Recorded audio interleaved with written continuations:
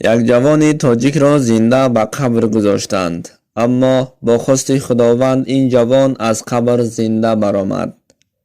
ин ҷавон чунин нақл мекунад: ҳамон вақт ман 20 сола будам.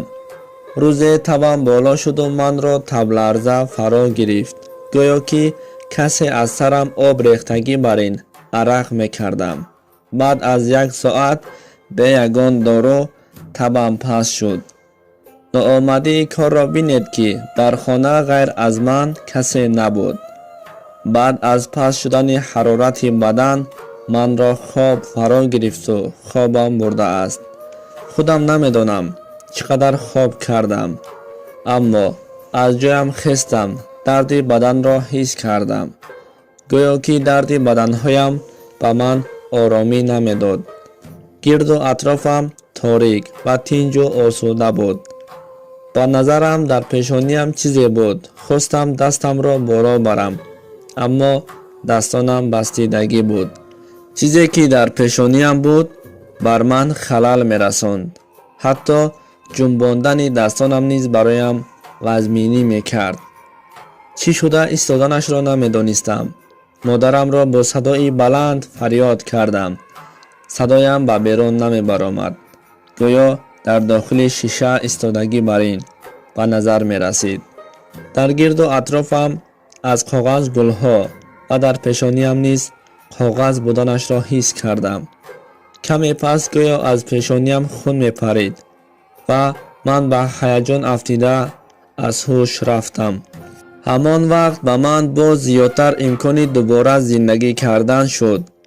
агар ман аз ҳуш намерафтам, шояд аз тарсу ваҳми зиёд ин дунёи равшанро бароям торик мекардаму ва тарки дунё мекардам.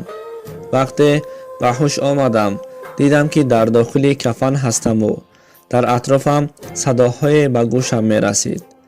ва дертар ба ман чӣ шуданашро фаҳмидам. ман аз ҳуш рафта будам то 3 рӯз. инро дар медитсина хоби летаргит мегуфтанд.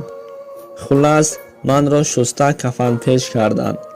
бо сабаби падарам дар хориҷа буданаш манро дар қабр нагузошта интизори падарам шудаанд. ҳамаи хешу таборамон ба модарам гуфтанд ки имрӯз 3-ум рӯз аст. дар ин ҳавои гарм маитро зиёд нигоҳ дошта намешавад. падараш то имрӯз расида меомад. акнун ӯ дер кард.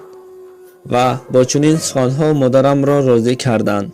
бо гуфти табибони деҳаамон ман бо сабаби сахт шамол хӯрдани майнаи сар вафот кардам. маро ба қабр гузоштанд ва касоне ки дар ҳавлии мо буд, падарам расида омаду гуфт: писари ман зинда аст. шумо писарамро зинда гӯрондед. ман дар роҳ хобам бурдааст. хоб дидам ки шумо писарамро зинда гӯронда истодаед. ва писарам хокҳои қабрро бо дастонаш тела мекард. ва одамоне ки дар ҳавлии мо буд ба онҳо дод заду зуд дучархаро савор шуда ба сӯи қабристон мисли тир расида омад. аввалан ба падарам барои дубора кофтани қабр иҷозат надоданд. аммо падарам бо ҷангу ҷанҷол барои кофтани қабр корашро оғоз кард.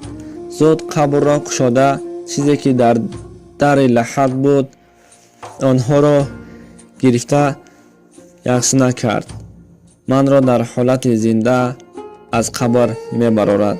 касоне ки ин воқеаро диданд, баъзеҳояш аз ҳуш мераванд ва дигарон дар ҳайрат афтода мегурезанд.